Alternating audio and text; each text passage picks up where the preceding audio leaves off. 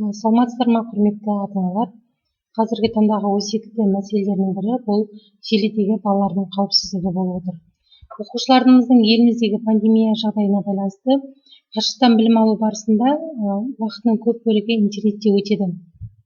Оқушылардың сабаққа дайындалып жатырмын немесе сабақ қуытып жатыр деген сөзі желеу етіп, басқа сайттарға кіріп кетуі әбден мүмкін. Сондықтан құрметті ата-аналар, балаларды үнемі бақылауда ұстап, кибербуллингке тап болмауларын қадағалауларыңыз қажет.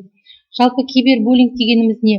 Бұл әлеуметтік желі арқылы танысу, қорқыту, зорлық көрсету, психологиялық шабуыл жасау, түрлі суреттер сұрау арқылы ақша талап ету, әсіресе кәмелеттік жасқа толмаған оқушылар үшін аса қауіпті болып табылады. Кибербуллинг электрондық желі қолдану арқылы ВКонтакте, WhatsApp, Instagram, Facebook арқылы жасалған агрессивті қасақана әрекет. Яғни өзін қорғай алмайтын жәбірленушіге қатысты бірнеше рет қайталанатын байланыс нысандары болып табылады. Буллингтің бірнеше түрі бар. Бірінші ол қарым-қатынасты, яғни жағымсыз, ерекше мінез-құлық, азаптаушы мінез-құлық, қауесеттің таралуы, әлеуметтік оқшаулану, физикалық түріне біреудің мүлкіне зиян келтіру, итеру, аяқпен тебу, ұрып соғу немесе кез келген физикалық күш қолдану жатады.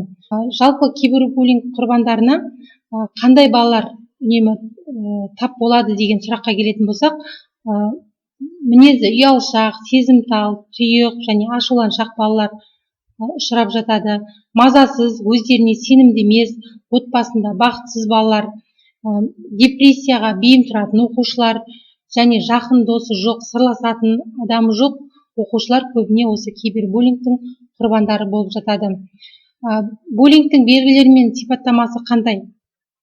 Бұл оқушылардың мінез-құлқы өзгере бастайды, агрессивті бола бастайды, үнемі ақша сұрайды немесе ақша ұрлай бастайды, ақшаны жоғалтып алдым деген сөздерді көп айтуы мүмкін, тамақ жеуден бас тартады, денесінде физикалық жарақаттар, көгерген жерлер, кесілген жерлер болуы мүмкін, интернет немесе ұялы телефондар пайдаланудан қорқады, көңіл күйі жақсы отырып, интернеттен қоңырау келе бастаған кезде мазасыздана бастайды.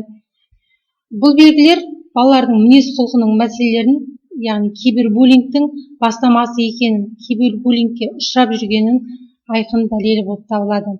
Жалпы кибербуллинг бұл адамдарды интернетте, әлеуметтік желіде қорлау, қудалау. Егер сіздің балаңыз немесе достарыңыздың, таныстарыңыздың біреуі кибер қауіппен айналысып жатқандығы туралы ақпаратыңыз болса, онда бұл туралы сынып жетекшісіне немесе мектеп психологына хабар беру қажетсіз.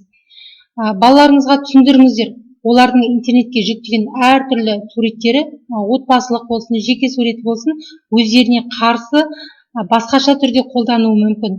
Оларға шабуыл жасауы мүмкін осы фотосуреттерді пайдаланып. Осы жағдайда ата-ана, яғни сіздер балаларыңызға қорықпай сондай жағдайдың болғанын түсіндіру қажет.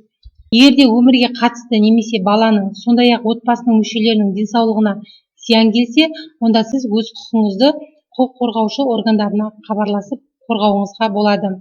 Балаларға интернетте өзара достасу, сөйлесу кезінде басқа қолданушылармен достық қарым-қатынас жасамау керектігін түсіндіріңіз. Ешбір жағдайда дөрекі, қорлаушы сөздерді жазуға болмайтын ескертуіміз қажет. Үнемі ескертіп отыруымыз қажет осы жағдайда. Егер балаларды ренжіткен сөздер немесе басқа қолданушылардың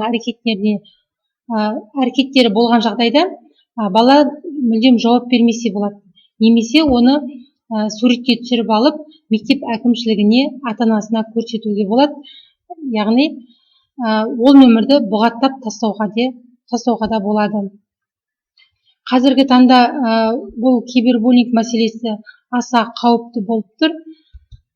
Сондықтан құрметті ата-аналар, үнемі балаларыңызбен жұмыс жасаңыздар, қандай сайтқа кіріп жүр, кіммен достасып жүр, әлеуметтік желіде қандай кинолар көреді, қандай видеороликтер көреді, соның бәріне аса